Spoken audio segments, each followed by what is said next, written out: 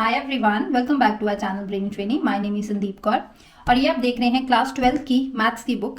ये है पार्ट 1 और ये है पार्ट 2।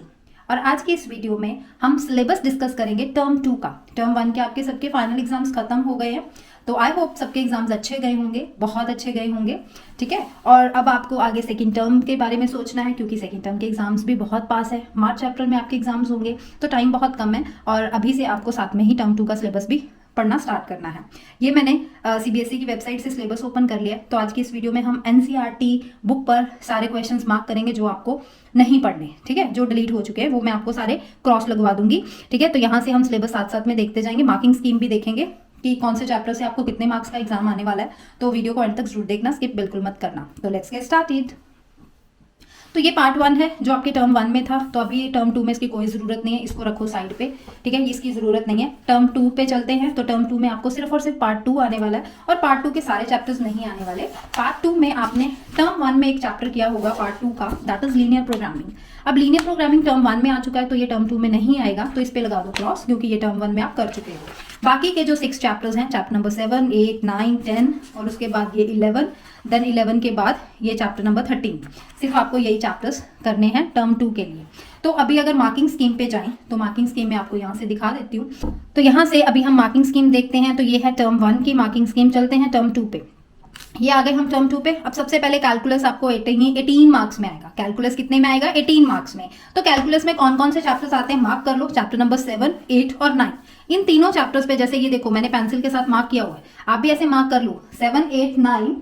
ठीक है, इसके ऊपर लिख लो कैलकुलस और ब्रैकेट में लिख लो 18 मार्क्स। ये 3 चैप्टर्स 18 मार्क्स आपके कवर करेंगे। उसके बाद हम नेक्स्ट पे चलते हैं, वेक्टर्स एंड 3 डायमेंशनल ज्योमेट्री। ये आपको आएगा 14 मार्क्स का और प्रोबेबिलिटी 8 मार्क्स। तो टोटल कितने बन गए? 40 मार्क्स। 10 मार्क्स की इंटरनल असेसमेंट, टोटल हो गए 50। तो अब वेक्टर्स एंड 3D मतलब ये 2 चैप्टर्स हो गए। एक हो गया चैप्टर नंबर 10 वेक्टर अलजेब्रा, उसके बाद आ गया chapter number 11 that is 3 dimensional geometry. ठीक है, तो इन दोनों पे लिख लो vectors and 3D geometry that is 14 marks. उसके बाद लास्ट रह गया प्रोबेबिलिटी, ये आपको आएगा 8 मार्क्स में। क्लियर हो गया? ठीक है, अब ये तो होगी मार्किंग स्कीम। अब चलते हैं सिलेबस पे कि आपको क्या क्या चैप्टर में नहीं करना। सबसे पहले खोलो इंटेग्रल्स। तो साथ साथ में एनसीईआरटी बुक को खोल लो और मार्क करते जाओ। ठीक है, तो चलो पढ़ते हैं इंटेग्रल्स में आपको क्या क्या करना है। आपने ये सिलेबस अगर सीबीएसई की वेबसाइट से खोलना चाहते हो तो आप भी खोल सकते हो, नहीं तो यहाँ से भी देख सकते हो। देखो ये सब कुछ आपको करना है। ठीक है, तो अभी यहाँ पे मैं एक एक चीज आपको नहीं पढ़ के बताने वाली, सिर्फ मैं आपको मार्क करवाने वाली हूँ सीधा बुक पे, क्योंकि ऑलरेडी मैं ये पूरी डिटेल में पढ़ चुकी हूँ। तो आप भी मेरे साथ मार्क करते जाए। तो सबसे पहले यहाँ पे सबसे पहले इस पे टिक लगा लो, ये आपको अच्छे से करना है। ठीक है, फर्स्ट एक्सरसाइज आपको पूरी की पूरी करनी है, कुछ भी नहीं उसमें से छोड़ना। ठीक है, जहाँ पे आपको कट करवाने की जरूरत है वो मैं आपको बता दूंगी। उसके बाद मेथड्स ऑफ इंटीग्रेशन आपको तीनों के तीनों करने हैं, बाय सब्स्टिट्यूशन, पार्शियल और बाय पार्ट्स। तो ये सब कुछ आपको आने वाला है। ठीक है, तो यहाँ पे 7.3 भी आपको सारी की सारी करनी है। ठीक है, ये जितने भी आप देख रहे हो ना ये फॉर्मूलाज, ये सारे फॉर्मूलाज करने हैं। पेज नंबर है 308। ये सारे फॉर्मूलाज आपके सिलेबस में है। अब कहेंगे कैसे पता है, तो ये देखो ये सारे फॉर्मूलाज यहाँ पे लिखे हुए हैं, तो आपको ये सब कुछ पढ़ना है। ठीक है, आपको क्या नहीं करना मैं आपको सीधे सीधे बता देती हूँ। पेज नंबर हम ओपन करें, 7.4 आपको पूरी की पूरी करनी है। उसके बाद पार्शियल फ्रैक्शन पे एक्सरसाइज है, वो भी आपको पूरी करनी है। ठीक है, उसके बाद u/v का फॉर्मूला आएगा, वो भी आपको पूरा करना है। Integrals of some more types, ये भी आपको करना है। आपको क्या नहीं करना, ये definite integral as a limit of a sum. अगर आप सिलेबस को देखो कहीं पे भी ये चीज मेंशन नहीं है। डेफिनेट इंटेग्रल मेंशन है, लेकिन उसकी सिर्फ और सिर्फ बेसिक प्रॉपर्टीज मेंशन है। तो बेसिक प्रॉपर्टीज जहां आएगी वो मैं टिक करवा दूंगी, लेकिन ये चीज मेंशन नहीं है, इस पे आप क्रॉस लगा दो। Definite integral as a limit of sum आपके सिलेबस में, वैसे ये क्वेश्चन बहुत इंपॉर्टेंट, हर बार ये एग्जाम में जरूर आता है, लेकिन इस बार सिलेबस में कट हो चुका है। तो इसकी सारी एग्जाम्पल्स क्रॉस लगा दो। पेज नंबर निकालो 333 एनसीईआरटी बुक का 333 पेज निकालें। एग्जाम्पल 25 पे क्रॉस लगा दो, एग्जाम्पल 26 पे क्रॉस लगा दो और साथ में इसी की एक्सरसाइज 7.8 पे भी क्रॉस लगा दो। ये की पूरी एक्सरसाइज आपको नहीं करनी, क्योंकि सारी की सारी किसके ऊपर बेस्ड है? लिमिट्स ऑफ सम्स के ऊपर। उसके बाद आपको फंडामेंटल थ्योरम ऑफ कैलकुलस में एरिया फंक्शन ये सब कुछ करना है। इसका तो आपको कुछ नहीं छोड़ना, ये आपके सिलेबस में है। ठीक है, उसके बाद ये वैल्यूएशन इंटेग्रल बाय सब्स्टिट्यूशन, ये भी आपको करना है। ये देखो ये आ गया some properties of definite integrals, ये चीज आपको करनी है। ठीक है, ये आपको अच्छे से करनी है। उसके बाद ये सब कुछ आप करने वाले हो, इसमें से आपको कुछ भी नहीं छोड़ना, सिर्फ लिमिट ऑफ, इस चैप्टर में सिर्फ लिमिट ऑफ अ सम को हटाया गया है, बाकी आपको सब कुछ आने वाला है। आ जाओ मिसलेनियस एक्सरसाइज में 352 पेज पे आ जाओ, मिसलेनियस एक्सरसाइज। इसमें आपको सिर्फ लिमिट एज अ सम वाला क्वेश्चन देख लो कहाँ पे है, वो है 40th question, as a limit of a sum. इसके ऊपर क्रॉस लगा दो, ये क्वेश्चन नहीं करना, ठीक है। बाकी आपको सारे क्वेश्चन करने हैं, ठीक है। ये चैप्टर हो गया। अब चलते हैं नेक्स्ट चैप्टर पे। कौन सा चैप्टर है? Chapter number 8, applications of intelligence. तो सिलेबस में देखते हैं, यहाँ पे देखो बहुत छोटा सा आपको टॉपिक आने वाला है, application finding the area under simple curves में सिंपल कर्व्स आने वाले हैं, ठीक है। स्पेशली जैसे लाइंस हो गए, पैराबोलास हो गए, areas of circle, ellipse in standard form only. सिर्फ आपको इतना ही पेपर आएगा इसमें से, ठीक है। तो इसमें हम मार्क कर लेते हैं आपको क्या करना है। इसमें जो एरिया बाउंडेड रीजन वाले क्वेश्चंस आपको आई थिंक वो नहीं करने है ना। एक्सरसाइज 8.1 पूरी करनी है, इस पे लिख लो, टिक लगा लो। ये आपको टॉपिक नहीं करना। एरिया बिटवीन टू कर्व्स का जिक्र सिलेबस में कहीं नहीं है, इस पे क्रॉस लगा दो। तो इसका मतलब इसकी एग्जांपल्स भी नहीं करोगे। एग्जांपल नंबर 6 पे क्रॉस लगाओ, पेज नंबर 368। एग्जांपल 6 पे क्रॉस लगा दो, एग्जांपल 7 पे क्रॉस लगाओ, एग्जांपल नंबर 8 पे क्रॉस लगा दो, एग्जांपल 9 पे क्रॉस लगा दें, 10 पे भी क्रॉस लगाएं, और पूरी की पूरी एक्सरसाइज 8.2 पे क्रॉस लगा दो, क्योंकि ये एरिया ऑफ सर्कल वाले क्वेश्चंस आपके सिलेबस में नहीं है। उसके बाद हम मिसलेनियस एक्सरसाइज में चले, पेज नंबर 373 पेज नंबर पे एग्जांपल नंबर 13 पे क्रॉस लगा दो। ये दोनों पे क्रॉस, ये नीचे भी 13 लिखा, दोनों पे क्रॉस लगा दे। ये एग्जांपल्स आपको नहीं करनी। एग्जांपल 14 आपको नहीं करनी। एक्सरसाइज में आए, मिसलेनियस की एक्सरसाइज पेज नंबर 375, यहाँ पे लिख लो क्वेश्चन नंबर 12, 18 और 19 नहीं करनी, ठीक है। क्वेश्चन नंबर 12 पे क्रॉस लगा दे, ये रहा सबसे ऊपर 12, पेज नंबर 376। मैं पेज ही साथ साथ में बता रही हूँ आपको। उसके बाद नीचे आ जाओ 18th क्वेश्चन, 19th क्वेश्चन, इस पे क्रॉस लगा दो। तो ये मैंने नेक्स्ट चैप्टर का भी बता दिया। Now come to the chapter number 9, that is differential equations. इसमें आपको क्या क्या करना है अब वो देखते हैं सिलेबस में। तो डिफरेंशियल इक्वेशंस में आपको order, degree, general, particular solution, differential, ये सब कुछ करना है। होमोजीनियस में, अच्छा होमोजीनियस में साफ साफ लिखा है dy by d x, f y by x वाला करना है। जहां पे dx by d y, x by y है, वो आपको फॉर्म नहीं करनी। सोल्यूशंस आपको जो डिफरेंशियल इक्वेशन के करने हैं वो इस टाइप के करने हैं, dy by d x plus p y equals to q वाले। जहां पे question dx by d y है, यहाँ पे भी dx बाई डी वाई, यहाँ भी dx बाई डी वाई, वो क्वेश्चन नहीं करने। तो मैं आपको मार्क करवा देती हूँ, ठीक है। आपको समझ में नहीं आएगा ऐसे, क्योंकि अभी तक आपने ये चैप्टर नहीं किया होगा, तो आपको समझ कैसे आएगा। निकाले चैप्टर नंबर 9, ठीक है। इसमें आपको ये डिग्री, डिफरेंशियल इक्वेशन ये करना है, ठीक है। एक्सरसाइज 9.1 आपको पूरी करनी है, very important. General and particular solution आपको करना है, सिलेबस में है। 9.2 आपको पूरी करनी है। यहाँ पे आ जाओ नीचे, formation of differential equation whose general solution is given, ये टॉपिक आपके सिलेबस से हट चुका है, इस पे क्रॉस लगा दो, ठीक है। उसके बाद इसकी एग्जांपल्स पे क्रॉस लगा दो, पेज नंबर 388 की एग्जांपल नंबर 4 पे क्रॉस, 5 पे क्रॉस, 6 पे क्रॉस, 7 पे क्रॉस, ठीक है। उसके बाद एग्जांपल नंबर 9 पे, 8 पे भी क्रॉस, और 9.3 पूरी डिलीटेड, क्योंकि फॉर्मेशन ऑफ डिफरेंशियल इक्वेशन को सोल्यूशन इज गिवन के फॉर्म पे है ये सारी, तो ये आपको नहीं करना। नेक्स्ट पे ये आपको सब कुछ पढ़ना है, ठीक है। आगे पे हमें 9.4 एक्सरसाइज पूरी की पूरी करनी है, इस पे टिक लगाएं, ये करना है आपको, ठीक है। होमोजीनियस डिफरेंशियल इक्वेशन आपको आ गया, ठीक है। आपको सिर्फ यही फॉर्म वाले क्वेश्चंस करने हैं, सिर्फ ये फॉर्म वाले लिख लीजिए यहाँ पे, dy by d x, f y by x, यही फॉर्म करनी है आपको। अब आपको ये चीज अभी समझ में नहीं होगी। अब यहाँ पे पेज नंबर 399, ये जो नोट लिखा है ना, इस पे क्रॉस लगा दो, क्योंकि ये है dx बाई डी वाई वाला, ये आपको नहीं करना, ठीक है। इसके रिलेटेड जो क्वेश्चन होंगे वो नहीं करने। अब हम देखें, अगर हम एग्जाम्पल देखें, ये देखो यहाँ पे dy बाई डी एक्स है, तो ये करेंगे, क्योंकि dy बाई डी एक्स करना है, dx बाई डी वाई वाले क्वेश्चन नहीं करने, ठीक है। तो यहाँ पे भी dy बाई डी एक्स है, ये भी करेंगे, ठीक है।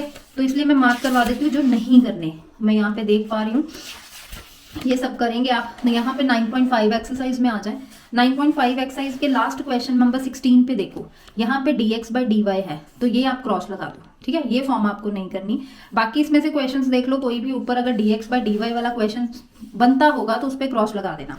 आगे लीनियर डिफरेंशियल इक्वेशंस में आपको ये फॉर्म करनी है, dy by d x plus p y equals to q, क्योंकि जैसे मैंने आपको सिलेबस पर बताया कि देखो ये फॉर्म आपको, क्योंकि जैसे मैंने आपको सिलेबस पे दिखाया है कि dy by d x plus p y equals to q, यही फॉर्म है ना, ये वाली, सिर्फ आपको ये फॉर्म करनी है, इसके अलावा दूसरी फॉर्म नहीं करनी। तो दूसरी फॉर्म है ये नीचे, इस पे क्रॉस लगा दो। यहाँ पे ये वाले क्वेश्चंस आपको इस तरह, इस टाइप के नहीं करने। तो देखो जैसे example number 19 dy by d x है, तो ये आप करेंगे, है ना। उसके बाद एग्जाम्पल नंबर 21 देखो, 21 dx बाई डी वाई, ये नहीं करनी। 21 dx बाई डी वाई नहीं करनी। 22 example dx by d y नहीं करनी, क्रॉस लगा दो। उसके बाद 23 dy बाई डी एक्स करेंगे। उसके बाद 9.6 एक्सरसाइज में आ जाओ। कौन से क्वेश्चन आपको नहीं करने, लास्ट क्वेश्चन आपको नहीं करना, 19th क्वेश्चन। क्यों? क्योंकि सारा dx बाई dy पे है, तो इस पे क्रॉस लगा दो। अब अगर हम मिसलेनियस एक्सरसाइज की बात करें तो मिसलेनियस एक्सरसाइज में आपको एग्जाम्पल 28 छोड़नी है, पेज नंबर 418 418 पेज निकालिए, 418। इसकी एग्जाम्पल नंबर 28 पे क्रॉस लगा दें, क्योंकि ये dx बाई dy पे है। ठीक है, ये देखो ये फॉर्म है ना, ये फॉर्म आपके सिलेबस में नहीं है, ये सिलेबस में नहीं है, तो इसलिए पे क्रॉस लगाओ। मिसलेनियस में पेज नंबर 419, ठीक है, मिसलेनियस में क्वेश्चन नंबर 3, 5 और 17 पे क्रॉस लगा दो। मैंने यहीं पे लिखा हुआ, आप भी लिख लो। क्वेश्चन नंबर 3, 5 और 17 नहीं करना। 3 पे क्रॉस लगाओ, 5 पे क्रॉस लगाओ, उसके बाद नेक्स्ट पेज पे 17 पे क्रॉस लगा दो। और आई थिंक ये ऊपर 12 भी है, dx बाई dy, इस पे भी क्रॉस लगा दो। हाँ, ये 12 पे भी है, मैंने यहाँ पे 12 नहीं लिखा, यहाँ पे 12 भी ऐड कर लो। 12th क्वेश्चन भी आपको नहीं करना। ठीक है, आगे चलते हैं। इसके अलावा आप देख लेना, कोई भी dx बाई dy वाला अगर और कोई लगेगा तो उस पर भी क्रॉस लगा देना। मैंने तो बस यही देखे हैं अभी तक। नेक्स्ट चैप्टर पे चलते हैं, वेक्टर अलजेब्रा। अब वेक्टर अलजेब्रा में आपको क्या करना है, देखो वेक्टर अलजेब्रा में एज सच आपको पूरे का पूरा चैप्टर यहाँ से करना है। आपको क्या नहीं करना, स्केलर ट्रिपल प्रोडक्ट नहीं करना, स्केलर ट्रिपल प्रोडक्ट आपको नहीं करना। अब वो कहाँ पे है, वो लास्ट अगर हम देखें ना, सप्लीमेंट्री लास्ट पेजेस हैं सप्लीमेंट्री के, सप्लीमेंट्री मटेरियल जो आंसर्स के एंड पे होता है, आंसर्स के भी पीछे होता है। ठीक है, वहां पे चैप्टर नंबर 7 की ये जो फॉर्मूला है ये भी आपके सिलेबस में नहीं है, इस पे भी फुली डिलीटेड लिख दो। सप्लीमेंट्री से आपको चैप्टर नंबर 7 का भी कुछ नहीं पढ़ना। ठीक है, उसके बाद chapter number 10 scalar triple product, ये भी आपके सिलेबस में नहीं लिखा, तो यहाँ पे भी क्रॉस लगा दो, ये भी आपको कुछ नहीं करना। ठीक है, स्केलर ट्रिपल प्रोडक्ट ये आपको नहीं, हाँ कोप्लानैरिटी ये आपको करना है, ये टॉपिक आपको करना है। ठीक है, उसके बाद आगे बस यही 2 चैप्टर्स पीछे सप्लीमेंट्री में, और कोई नहीं है। तो यहाँ पे वेक्टर अलजेब्रा फुल फ्लेज आपको करना है, इसके ऊपर कोई भी ऐसा क्वेश्चन नहीं है जो मैं आपको क्रॉस लगवाऊं, तो यहाँ पे चैप्टर पे ही लिख लो फुल, ये आपको पूरे का पूरा करना है। फिर सप्लीमेंट्री में मैंने आपको क्रॉस लगवा दिया है। ठीक है, चलते हैं नेक्स्ट चैप्टर पे, आ जाए 3 डायमेंशनल ज्योमेट्री पे। अब 3 डायमेंशनल ज्योमेट्री में हम बच्चा क्या करेंगे, direction cosine, direction ratios, Cartesian equation, vector equation, किस किस की, लाइन की, कोप्लानर की, स्क्यू लाइंस की, शॉर्टेस्ट डिस्टेंस बिटवीन लाइंस आपने करना है, कार्टेशियन वेक्टर इक्वेशन प्लेन का करेंगे, और डिस्टेंस मतलब ये Cartesian vector equation, distance, shortest distance, ये वाले क्वेश्चन आपको सभी करने हैं। लेकिन इसमें एंगल्स का जिक्र कहीं नहीं है ना इस चैप्टर में, तो यहाँ पे आपको एंगल्स बिटवीन प्लेन्स भी आएंगे, एंगल बिटवीन लाइन्स भी आएंगे, तो उनको आपने क्रॉस लगाना है। तो मैं आपको बता देती हूँ कहाँ पे है वो चीज़। आपको एक्सरसाइज 11.1 सारी करनी है। ठीक है, उसके बाद आपको यहाँ पे पेज नंबर आ जाओ 471 पे। आपने चैप्टर नहीं पढ़ा इसलिए आपको समझाने की जरूरत नहीं है अभी। एंगल बिटवीन 2 लाइन्स, ये पे क्रॉस लगा दो। इसका कुछ भी जिक्र सिलेबस में नहीं है, तो ये क्वेश्चन हम नहीं करेंगे। एग्जाम्पल नंबर 9 नहीं करेंगे, पेज नंबर 472 पे। नेक्स्ट पेज पे एग्जाम्पल 10 नहीं करेंगे। उसके बाद ये शॉर्टेस्ट डिस्टेंस बिटवीन 2 लाइन्स ये करना है। ठीक है, ये करेंगे, एंगल्स वाला क्वेश्चन नहीं करेंगे। उसके बाद ये भी करेंगे डिस्टेंस बिटवीन 2 स्क्यू लाइन्स, ये भी करेंगे डिस्टेंस बिटवीन पैरेलल लाइन्स, ये सब करना है। 11.2 एक्सरसाइज में सिर्फ एंगल्स वाला जो क्वेश्चन हमें नजर आएगा उस पर क्रॉस लगाएंगे, वो है क्वेश्चन नंबर 10। देख लो, फाइन, मेरा कैमरा हिलता जा रहा है। अच्छा, ये है question number 10, find the angle between, ये नहीं करेंगे। Question number 11, find the angle between, ये भी नहीं करेंगे। और इसके अलावा फाइंड द एंगल वाला क्वेश्चन कोई नहीं है। आ जाओ प्लेन पे, तो प्लेन में भी एंगल्स वाला जहां पे आएगा वो नहीं करेंगे, बाकी सारा कुछ करेंगे। तो अभी हम देख लेते हैं एंगल्स वाला टॉपिक कहाँ पे है। ये कोप्लानैरिटी ऑफ 2 लाइंस, ये भी करना है आपको, ये बहुत इंपॉर्टेंट है। ये रहा एंगल बिटवीन 2 प्लेन्स, ये पेज नंबर का क्या है 488 पेज पे है एंगल बिटवीन 2 प्लेन्स। इस पे क्रॉस लगा दें। ठीक है, अब इसके एग्जाम्पल नेक्स्ट, ये find the angle between, example number 22 नहीं करनी है आपको। उसके बाद उसके आगे आ जाए एग्जाम्पल नंबर 23 पे क्रॉस लगा दे। उसके बाद फिर आपको आगे करना है ये distance of a point from a plane, ये आपको करना है। ठीक है, ये आ जाओ angle between line and a plane, इसके भी ऊपर क्रॉस लगा दो। ठीक है, तो find the angle between line and the plane, ये भी क्रॉस लगा दो, ये भी नहीं करना। 11.3 एक्सरसाइज में सिर्फ एंगल वाले क्वेश्चंस पे क्रॉस लगाएंगे, और वो है 12th क्वेश्चन एंड 13 क्वेश्चन, ये 2 क्वेश्चन आपको नहीं करने। ठीक है, उसके बाद हम चलते हैं मिसलेनियस पे। तो मिसलेनियस वाले भी सिर्फ एंगल्स वाले क्वेश्चन हम देखेंगे। अब वो कौन से क्वेश्चन हैं, कोई नहीं है एंगल्स वाला क्वेश्चन मिसलेनियस में, कोई भी नहीं है, तो आपको ये फुल करनी है। ठीक है, तो यहाँ पे ये भी चैप्टर हमारा खत्म हो गया। नेक्स्ट चैप्टर पे चलते हैं। नेक्स्ट लीनियर प्रोग्रामिंग तो टर्म 1 में था, तो अभी लास्ट चैप्टर पे आ गए हम प्रोबेबिलिटी पे। तो प्रोबेबिलिटी में भी काफ़ी कुछ डिलीट हो गया है।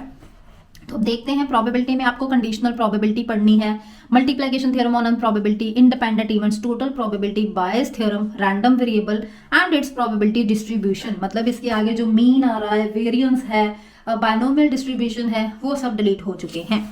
तो चलो ये आ गई कंडीशनल, टिक लगा लो, ये पढ़ना है। प्रॉपर्टीज कंडीशनल की टिक लगा लो, करना है। सारी एग्जांपल्स इसकी ये करनी है। इसका मतलब फर्स्ट एक्सरसाइज आपको पूरी करनी है 13.1, 13.2 मल्टीप्लिकेशन थ्योरम ऑन प्रोबेबिलिटी, ये भी हमने करना है। तो इस पे भी सब पे टिक लगा लो, इंडिपेंडेंट इवेंट्स पे टिक लगाओ। सारी एग्जांपल्स इसकी आपको करनी है। एक्सरसाइज 13.2 सारी की सारी करनी है। बायस थ्योरम अभी हमने सिलेबस में पढ़ा, इट इज वेरी इंपॉर्टेंट। इसकी जो डेफिनेशन है ना बेटा, theorem of total probability, very important. इनकी डेफिनेशन बहुत इंपॉर्टेंट है, ठीक है। डेफिनेशन का मतलब होता है ये चीज़, बायस थ्योरम की ये हो गई और इसकी थ्योरम ऑफ टोटल प्रोबेबिलिटी की ये। तो इसको अच्छे से लर्न कर लेना, इसकी सारी एग्जांपल्स को, बहुत इंपॉर्टेंट चीज़ है ये, ठीक है। सारी एक्सरसाइज 13.3 सारी एक्सरसाइज हम करेंगे, ठीक है। Random variables and probability distribution, ये भी सारा टॉपिक आपको करना है। मतलब कि यहाँ स्टार्टिंग से ये चैप्टर सारा करना है, या आगे पेज नंबर हम चले ना 563 पे, 563 पेज नीचे लिखा है मीन ऑफ रैंडम वेरिएबल, इस पे क्रॉस लगा दो। ना तो आपको मीन करना है, उसके आगे इसकी एग्जाम्पल भी नहीं करेंगे। एग्जाम्पल 27 नेक्स्ट पेज पे ये वेरिएंस पे भी क्रॉस लगा दो, इसकी भी कोई एग्जाम्पल नहीं करेंगे। तो इसका मतलब एग्जाम्पल 28 पे क्रॉस लगा दिया हमने, एग्जाम्पल 29 पे भी क्रॉस लग गया, ठीक है। अब चलते हैं 13.4 एक्सरसाइज। अब 13.4 में जो मीन और वेरियंस पे क्वेश्चन है, सिर्फ उस पर डिलीट करना है।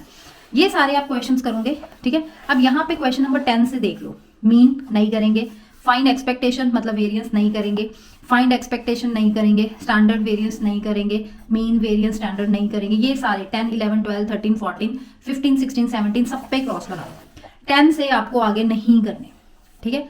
सारे क्वेश्चंस आपको आगे नहीं करने, ठीक है। तो नेक्स्ट पे आ जाओ, बर्नौली ट्रायल्स या बायनोमियल डिस्ट्रीब्यूशन, ये भी सिलेबस में नहीं है, ठीक है। Binomial distribution cross cross cross, इसकी कोई एग्जांपल नहीं करनी, इसकी पूरी की पूरी एक्सरसाइज पे क्रॉस लगा दो, पूरी एक्सरसाइज डिलीट हो चुकी है। अब चलते हैं लास्ट मिसलेनियस पे। तो मिसलेनियस में मीन वाले, बायनोमियल डिस्ट्रीब्यूशन वाले, वेरिएंस वाले पे क्वेश्चन पे क्रॉस, एग्जांपल 34 पे क्रॉस लगाओ। एक एक क्वेश्चन मैंने ध्यान से पढ़ के आपके लिए ये सिलेबस तैयार किया है, मुझे काफ़ी दिन लग गए हैं, ठीक है। तो आप अच्छे से मार्क करना। एग्जाम्पल 35 पे क्रॉस लगा दो। उसके बाद मिसलेनियस में क्वेश्चन नंबर 5 नहीं करना, 6 नहीं करना और 9 नहीं करना, ठीक है। 5, 6 और 9, ये रहा 5। नेक्स्ट पेज नंबर 583 पे, ठीक है। 5, ये 6 और ये 9, इस पे क्रॉस लगा दो। मैं एक और अलग से वीडियो बनाऊंगी जिसमें मैं इंपॉर्टेंट क्वेश्चंस भी मार्क कराऊंगी, ठीक है। तो यहाँ पे सिलेबस हो गया खत्म। पीछे सप्लीमेंट्री पे भी मैंने आपको बता दिया क्या करना है क्या नहीं करना, ठीक है। तो आई होप आपको सिलेबस अच्छे से समझ में आ गया होगा। अगर आ गया है तो वीडियो को लाइक ज़रूर करना और अपने सभी फ्रेंड्स को ये वीडियो ज़रूर शेयर कीजिए ताकि वो भी सिलेबस को मार्क कर सकें। और मैं अभी तक चैनल को सब्सक्राइब नहीं किया तो प्लीज़ जल्दी से सब्सक्राइब कर लीजिए। तो मिलते हैं अपनी नेक्स्ट वीडियो में, तब तक के लिए bye bye and take care.